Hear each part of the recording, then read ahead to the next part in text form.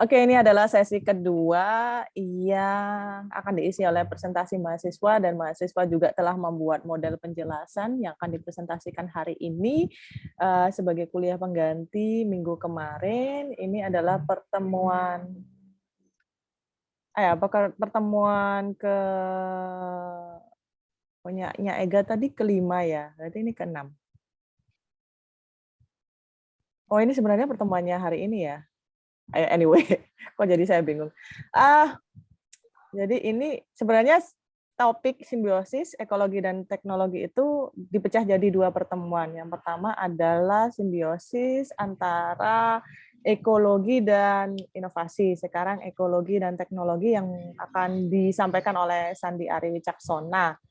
Oke, untuk Sandi saya persilakan untuk presentasi ya. Silakan. Assalamualaikum warahmatullahi wabarakatuh. Saya Sandi Ari Wicaksona dari kelas pagi. Mungkin di sini saya mau presentasi soal simbiosis ekologi dan teknologi. Untuk yang pertama kita pahami dulu apa yang dimaksud sama simbiosis dulu. Menurut KBGI, Kamus Besar Google ini, simbiosis itu bisa diartikan hidup bersama, atau yang dalam bahasa Yunani disebut simbiosis, merupakan semua jenis interaksi biologis jangka panjang dan dekat antara dua organisme biologis yang berbeda. Pada dasarnya, setiap hubungan antara dua populasi spesies, tanda kutip kelompok organisme yang hidup bersama adalah simbiosis. Terlepas dari apakah spesies itu bermanfaat atau berbahaya, atau tidak pengaruh pada satu sama lain, makhluk yang melakukan semua hal tersebut bisa dikatakan simbion. Jadi dari gambar juga bisa dicermati, di situ kan ada banyak manusia, setajajat, dan makhluk hidup yang lainnya. Jadi semacam kayak ekosistem gitu, Bu. Jadi saling bertautan.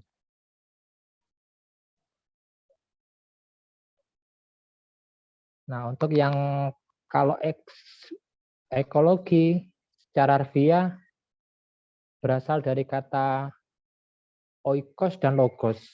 Kalau oikos itu sendiri berarti sama diartikan dengan rumah, sedangkan logos itu ilmu. Ya, bisa dikatakan ekologi itu bisa diartikan sebagai sebuah ilmu yang mempelajari makhluk hidup beserta lingkungannya. Terus lanjut ke teknologi.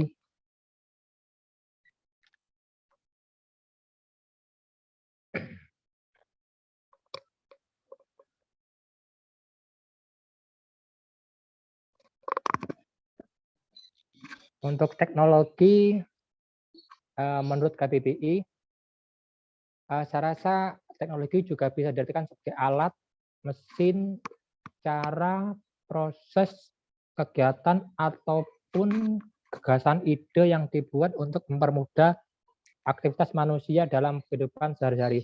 Bahkan hal yang sesimpel seperti resleting pun itu juga dianggap teknologi yang dapat memudahkan aktivitas untuk kehidupan sehari-hari dalam manusia. Simpelnya seperti itu.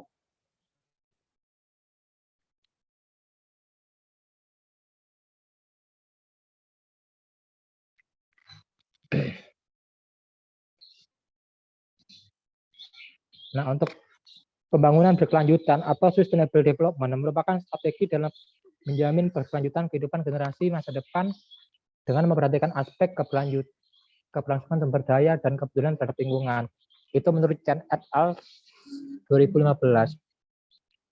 Dengan tujuan pembangunan berkelanjutan adalah mencapai kesuksesan dan kesejahteraan secara ekologi, ekonomi, politik, sosial, budaya, kenyamanan dengan prinsip pemerataan secara partisipatif, dengan segala bentuk keanekaragaman yang dibentuk secara terintegrasi dengan perspektif jangka panjang dengan mengoptimalkan sumber daya yang ada secara berkelanjutan, itu menurut Harris tahun 2000. Parameter yang terkandung dalam pembangunan berkelanjutan mendukung pembangunan Indonesia dalam tercapainya Millennium Development Goals, sumber beritanya di Project Syndicate Organization tahun 2016. Jangan di Indonesia sebagai negara kepulauan yang saat ini memiliki sistem otonomi daerah yang memberikan keleluasaan bagi pemerintah daerah mengoptimalkan pembangunan untuk mencapai kesejahteraan dalam pembangunan yang berkelanjutan. Undang-Undang Nomor 25 Tahun 2000 tentang Program Pembangunan Nasional. Jangan otonomi daerah memiliki otoritas dalam memanfaatkan sumber daya yang dimiliki untuk meningkatkan kesejahteraan ekonomi masyarakat dan pembangunan daerah berkelanjutan. Dari sumber bappenas.go.id, Bu.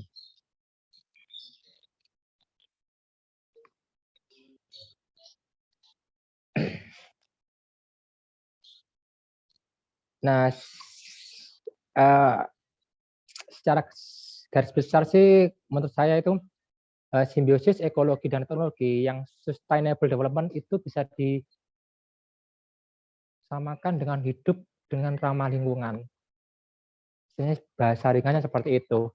Jadi definisinya itu hidup ramah lingkungan pada dasarnya merupakan penerapan dari keberlanjutan atas keputusan dan pilihan gaya hidup.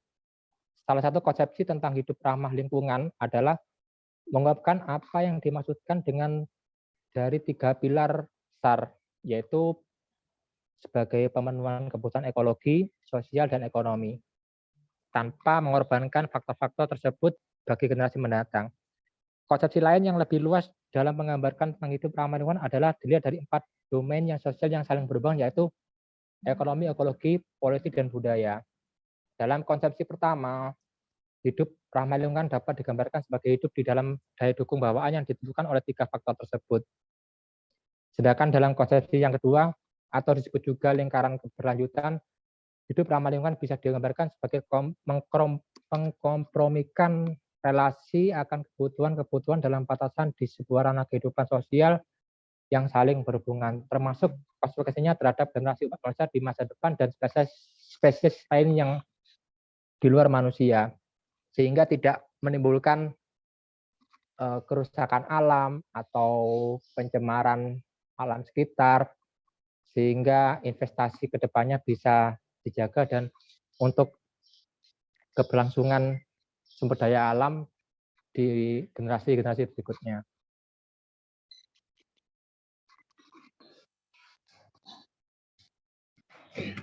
Jadi bisa ditarik kesimpulan, desain yang berkelanjutan dan pembangunan berkelanjutan merupakan faktor penting untuk hidup ramah lingkungan. Desain berkelanjutan meliputi pengembangan teknologi tepat yang merupakan pokok dari praktek hidup ramah lingkungan.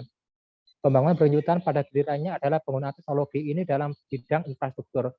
Arsitektur berkelanjutan adalah salah satu contoh yang paling umum dalam praktek tersebut. Ini yang saya ambil contoh paling simpel dari bentuk rumah ekologi yang sempat dijelaskan sama Bu Reni di beberapa pertemuan yang kemarin. Jadi sehingga bisa memberikan impact yang sehat untuk alam dan sumber daya alam untuk kedepannya. Demikian presentasi saya, Bu. Ini apa maksudnya artikulasikan ini CGV versi light? Apa maksudnya? Itu kan versi YouTube, Bu. Jadi biar lebih nyaman jadi diartikulasikan CGV light, Bu. CGV versi light. Ini ada di YouTube ini? Kan ada di YouTube. Apa nama kata kuncinya? Soalnya kayak videonya nggak bisa diklik deh. Bisa di-play, Bu. Oh, bisa, ta? Bisa di-play. Bisa. Bentar. Anak Net TV, Bu. Iya. Oh, ya Allah. Sumpah saya katrok banget, hebat kamu. Oke. Gimana kamu bisa mencantumkan video ini di sini? Pakai bantuan Mbak Dukun, Bu. Serius, kamu punya ilmu nggak mau bagi, Enggak, kan tinggal upload, Bu. Upload? Iya. Pakai Maxbook bisa langsung kok, Bu.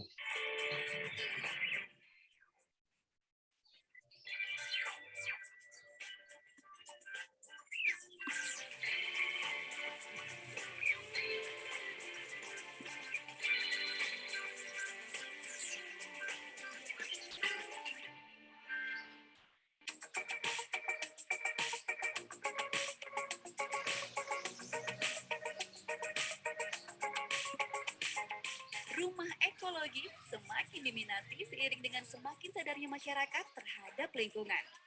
Dewasa ini, rumah yang mengusung tema eco-friendly hadir dalam berbagai bentuk. Tidak hanya memperhatikan dari segi estetikanya.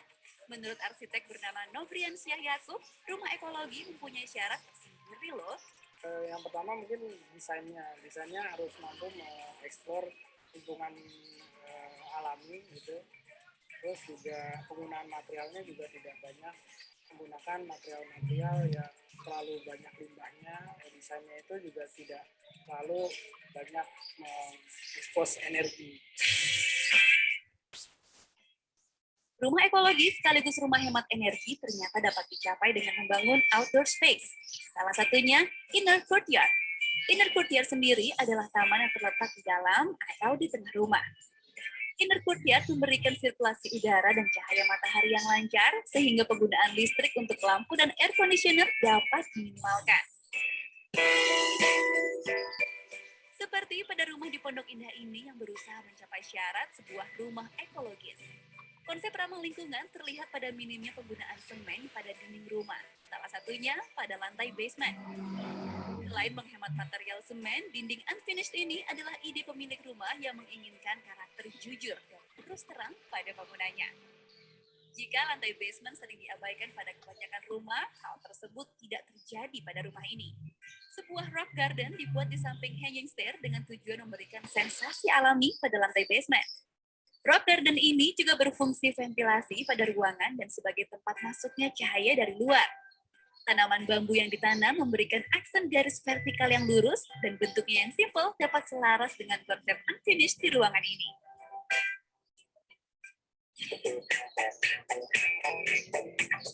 Menaiki hanging stair yang terbuat dari besi dan bergaya industrial, Anda akan dibawa ke lantai 2. Lantai yang berfungsi sebagai ruang keluarga ini berusaha meminimalkan penggunaan air conditioner dan cahaya dari lampu dengan cara menggunakan kaca yang memberikan sensasi seperti sedang berada di outdoor. Inner courtyard dan balkon dengan pintu yang mudah dibuka tutup digunakan sebagai outdoor space yang membuat sirkulasi udara dan cahaya di ruangan ini sangat lancar. Inner courtyard sendiri memberikan efek spatial decompression atau pelegaan ruangan. Efek ini memberikan rasa lega terhadap rasa penat berada di ruangan tertutup. Fungsi inner courtyard sebagai tempat relaksasi ditunjang dengan seating area berupa tempat duduk yang sengaja diletakkan di outdoor space. Pada inner courtyard terdapat soundscape berupa aneka tanaman yang tumbuh di dalam pot dan di tanah. Untuk menghindari kesan monoton pada dinding, ditambahkan batu bata yang disusun unik sehingga membentuk hiasan yang cantik. Mengenai penambahan batu bata ini, sang arsitek juga mempunyai cerita sendiri. Sebetulnya idenya waktu itu karena kita pengen balik lagi ke material alam. Kita pengen bikin satu dinding yang full bata expose. Ternyata kebutuhan makan batanya cukup banyak. Jadi kita mencoba mengeksplor, kita berkreatif. Kreativitas kita coba untuk membuat satu susunan baru. Ya akhirnya jadi seperti ini. Jadi sebenarnya vokal poinnya tetap tersampaikan, cuman dengan cara yang berbeda. Selain batu bata, penggunaan material alam juga dapat dilihat pada dinding batu ini. Penggunaan batu alam untuk eksterior memang sangat diminati karena memberikan kesan yang kokoh dan kuat. Selain inner courtyard, rumah ini masih ditambahkan balkon dan satu outdoor space di belakang. Pada kedua area ini, lantai menggunakan bahan yang terbuat dari kayu. Kayu yang digunakan pun bukanlah kayu sembarangan. Kayu bangkirai atau yang lebih dikenal dengan yellow balau menjadi pilihan material yang tepat. Kayu ini memang cocok digunakan untuk outdoor karena fisiknya yang cukup keras dan tahan terhadap perubahan cuaca.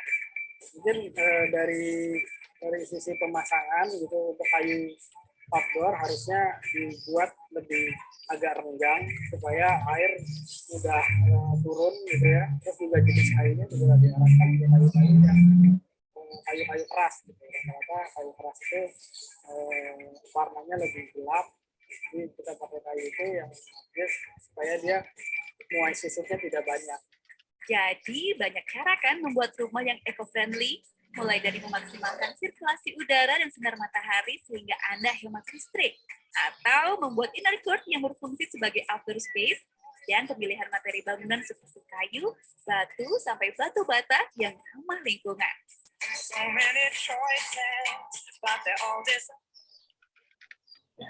Ini bagus sekali. Bentar. Saya suka sama idenya Sandi meletakkan YouTube di sini, dan menurut saya YouTube-nya itu sangat relate banget ya. Kamu gimana sih caranya naruhnya ini? Insert apa sih? Saya agak-agak lupa. Tinggal upload tuh. Tinggal upload. Oh, digeret terus Iya. dibawa ke sini ya? Oh, tapi kok filenya Enggak, nggak di-save gede? dulu videonya. Save terus diunggah. Di-drag. Filenya di-convert ke filenya di-convert dulu ke MP4. Heeh. Habis itu tinggal di-upload. Kan ada tuh di new slide. Oh, di new slide. Di new slide itu gini. Terus upload mana New uploadnya? slide Oh, ini ya? pilih yang title and content. Gitu. Saya nggak pernah memanfaatkan ini. Itu bagus loh guys. Kalian perlu coba dan itu menurut saya menarik banget. Oke. Nah ya kalau kayak yang mahasiswa yang presentasi, jadi kita bisa explore banyak tuh. Ya, ada pertanyaan guys. Kita masih punya nggak tahu berapa menit nih Kak ada. Bagus banget. Ini bagian yang saya sukai. Penjelasannya tadi terlalu cepat sih. Di situ dijelasin nggak tentang variable itu artinya apa, Sandi? Variable itu lumayan, Bu. Jadi Kalau nggak salah beberapa minggu kemarin udah dijelasin sama Bu Reni. masa sih? Diagram Venn tersebut. Oh, Udah, Bu. Makanya saya nggak jelasin detail soal variable sama equitable. Jelasannya saya gimana sih? Gimana saya Kalau nggak jelasannya? salah variable itu lumayan, terus equitable itu pantas, terus kalau suitable saling bertautan. Oh gitu ya. Nyimak kamu berarti ya. Loh, iya, Bu. Terus mendadak, Bu, bikinnya Bu, soalnya jam 6 pagi baru bikin, Bu. Barusan, tapi menurut saya bagus sih, Iya. karena pertama kamu tampilkan gambar ini, terus kemudian kamu bisa explore gitu, jelasinnya seperti ini. Kita enak kan presentasi kalau kayak gini, ekologi itu maksudnya itu seperti ini gitu.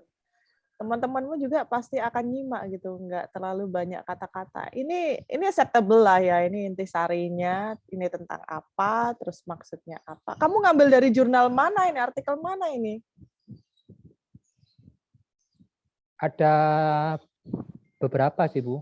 Dari juga blog, terus jurnalnya dari Unsrat sama UI kalau nggak salah, Bu. Share ke saya ya.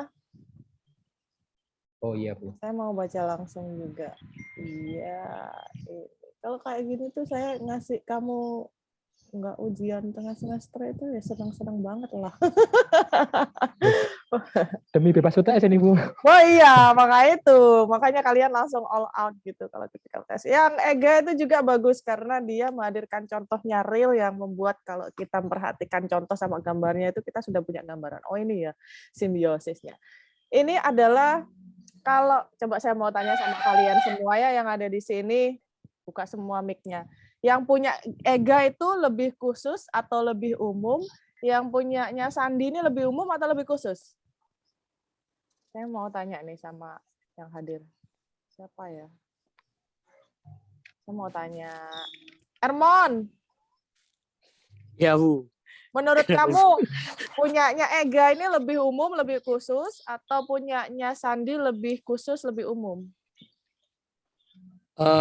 Dari presentasi pertama punyanya Ega lebih general, lebih ke umum.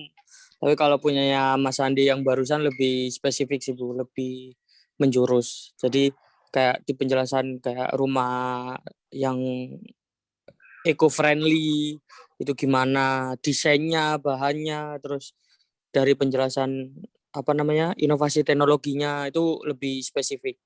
Kalau punyanya presentasi yang pertama punya Ega Fitri itu lebih general penjelasannya. Oke, itu benar. Terus kalau penalarannya si EGA ini khusus ke umum apa umum ke khusus? Ngajak kamu ke umum dulu terus ke khusus apa ke khusus terus ke umum dulu? dari umum ke khusus. Jadi kayak yang tadi disampaikan bagaimana cara konsep sustainable development-nya. Habis itu si Ega explain gimana cara manusia itu mengoptimalkan setiap sumber daya, terus habis itu juga si bahannya, lahannya, sumber dayanya, terus baru penjelasan spesifiknya. Kayak tadi dari satu produk pertama, dari limbah produk pertama menghasilkan lagi buat produk baru, sampai nanti akhirnya sampai paling terakhir nggak bisa diolah lagi sampai jadi limbah. Jadi Itu sih nangkepnya. penalaran penjelasan presentasinya Ega itu dari umum ke khusus ya. Dia jelasin dulu simbiosis ini maksudnya apa. Kalian belum Simbiosisnya terlalu dulu. paham, terus kemudian dia menghadirkan gambar ya, dari gambar. Pertama dia menghadirkan kayak salah satu contoh implementasi simbiosis adalah dalam eco-industrial park sama estate itu ya. Kemudian kita belum terlalu paham juga ini simbiosisnya di mana, terus kemudian ketika ada gambar di mana ada pabrik gula, terus ada pabrik alkohol, pabrik kayu, itu semuanya baru terasa, oh lengkap ya, oh begini maksudnya, itu baru penalaran dari umum ke khusus. Jadi kalau penalaran dari umum ke khusus itu kita meskipun sudah dikasih jawabannya masih belum nggak ini maksudnya mau dibawa kemana gitu. Benar-benar. Jadi kita kemudian si Ega nampilkan yang gambarnya di mana ada pabrik gula, pabrik alkohol, pabrik kayu, pabrik pupuk, itu semuanya berada dalam satu tempat yang namanya Eco Industrial Park misalnya, itu semuanya jadi jelas simbiosisnya ya. Bahkan lebih jelas daripada Bu Reni bisa jelasin sih kalau menurut saya gitu. Terus ya. Iya benar kan? Bilang kok kalian itu sebenarnya pinter kok. Cuma kurang Ya, dukung. pinter semua Bu mahasiswanya, Bu. Pinter lah, apalagi kalau udah yang ngajar Bu Reni ya. Pinternya macam-macam. Nah, punyanya si Sandi ini juga menarik ya. Menarik. Bagian menariknya coba saya tanya si Ima. Mamluatul Karimah ya. Mana Ima?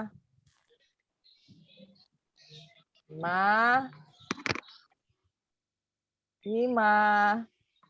Balah, nggak ada dia. Coba Mega deh. Saya jarang dengan Mega ngomong. Meg, kamu di situ? Ya Bu. Kita mau ngobrolin nih presentasinya si Sandi. Menurut kamu presentasinya si Sandi ini bagian paling menariknya di bagian mana nih? Di gambar-gambar Bu. Gambar yang mana nih? Yang ini nih ya? Iya. Apa yang bikin menarik nih? Itu gambar-gambarnya kayak semacam aktivitas manusia itu menyatu gitu Bu, saling berkolaborasi. Ya.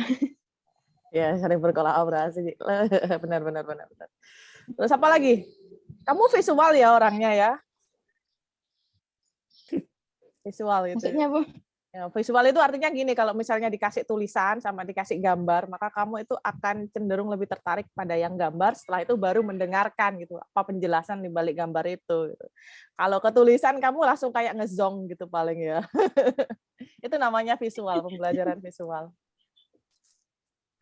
Ya, ini Iya, Bu. saya juga pertama kali ketika Sisan dibuka presentasi itu ada kayak saya agak kaget yang impression gitu loh, kayak bisa ya kamu presentasi kayak gini gitu kan.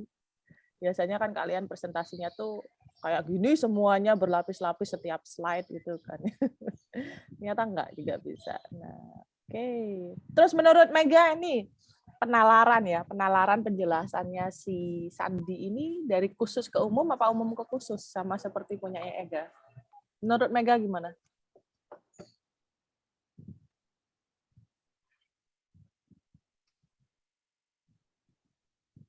Penjelasannya, kamu ngerasa dari umum ke khusus apa dia khusus ke umum? Kalau menurut saya mungkin khusus ke umum, Bu. Kenapa kok khusus? Pertama, tuh menjelaskan pengertian simbiosisnya dulu, terus terakhirnya menyeluruhan yang saling berhubungan, Bu. Mungkin Oke. Senang ya presentasi singkat banget kayak gini, PPT-nya nggak banyak, tapi padat isinya ya. Ya saya suka presentasi kalau kalian ngambil dari jurnal gitu kan, itu benar-benar relate banget. Yang si presentasinya Ega itu bisa itu dijurnalkan dan itu pasti bisa terbit ya, karena dia pakai studi kasus yang menurut saya sih oke. Dia tuh bagus banget presentasinya, saya sampai kayak wow gitu. Ada pertanyaan guys? Masih sama-sama belajar, Bu. Iyalah, tapi kan kalian jarang-jarang kan dipuji. Nggak ada tiket tambahan, Bu. Apa? Tiket tambahan Tiket apa? tambahan lolos UTS UAS, Bu. Apa tiketnya? Tiketnya yang presentasi Nggak tahu. doang kan? Presentasi doang. Kamu nggak dapat presentasi ya? Kamu presentasi yang Susdev nggak? Salah. Yang MPP presentasi nggak? Nggak datang ya? Nggak dapat, Bu. Nggak dapat semua. Nggak dapat. Ya dapat semua ya Allah. Kasihan. Nggak dapat, Bu. Saya dapatnya cuma ngirim surat saya, Bu. Oh iya, kasihan deh. Oke, nggak ada pertanyaan guys. Oke, ini belum kita bahas ya. Ini jelas ya komunitas. Tadi kayaknya yang punya Isandi nggak ada pertanyaan saya. Nggak ada sesuatu yang membuat saya bertanya-tanya. Kecuali kalian punya pertanyaan, silakan. Atau mikir dulu. Ini komunitas yang terletak bersama ini jelas. Kolaborasi. Paham nggak sih arti dari kolaborasi pengelolaan lingkungan pada EIP? Paham, Bu, tapi saya nunggu ditunjuk dulu sama Bu Reni baru jawab. Vira.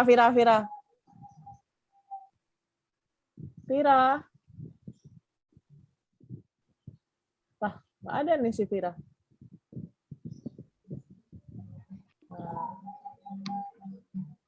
Sila aja deh. Sila. Wah, nggak ada juga nih Sila. Sinyal nggak kuat berarti. Agis ini orang terakhir ini. Gis. Bah, mana ini mahasiswanya? Oh, alah, pantes. Oh ya, saya masih punya waktu 10 menit lagi. Gis. Iya, Bu. Kamu tahu nggak artinya kolaborasi pengelolaan lingkungan sumber daya alam pada Eco Industrial Park sama estate, kira-kira itu seperti apa? Kurang tahu, Bu. Ya udahlah, dikira-kira aja. Dikira-kira dulu. Belum saya share ya. Bentar, saya share.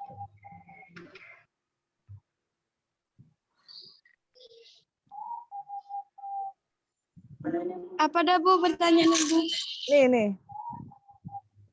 Apa arti atau maksud dari kolaborasi pengelolaan lingkungan dan sumber daya alam dalam Eco Industrial Park?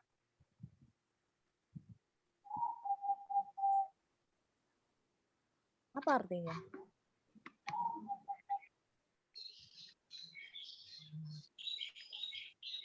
Katanya si Ega ini kan Eco Industrial Park itu memungkinkan industri dan bisnis itu bisa diletakkan bersama dalam satu kawasan. Terus yang kedua adalah memungkinkan kolaborasi pengelolaan lingkungan dan sumber daya alam. Nah, kolaborasinya ini kira-kira dalam bayanganmu itu bentuknya seperti apa gitu?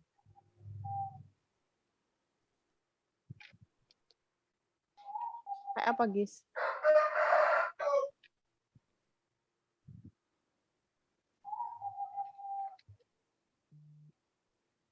Loading, Agis. Agis keluar ya? Enggak, udah. Oh, itu Agis. Nggak ada bayangan, Gis? Belum ada, Bu. Siapa yang punya bayangan? Kecuali Ermon. Udah bosan saya sama kamu, Mon. Astagfirullah. Saya lagi tunggu. Saya ngomong kamu tok. Saya mau tunjuk. Ica. Ica ini diam-diam ini nggak mati, Ica. Ica. Loh, mana Ica? Ica, binti nasihatul umatin. Oh, nggak ada dia. Lida jarang ngomong Lida. Cuma sering Lid. Iya, Bu. Ini apa sih maksudnya kolaborasi pengelolaan lingkungan sumber daya alam sih, Lid?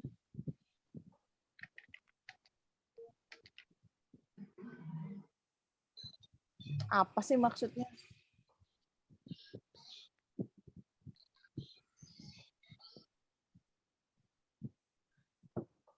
Udah paham kalian?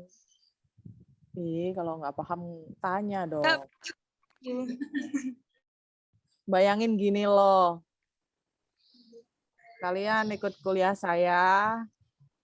Terus sebenarnya bayangin gini, kalian setiap individu ini hobi banget buang sampah di sembarang tempat, ya kan? Tiap kali kalian buang kemana kan saya belum tentu tahu dan sudah pasti saya enggak bisa tahu kan. Terus misalnya, kalian saya kumpulin nih dalam satu ruangan gitu. Kalian tetap juga hobi buang sampah sembarangan.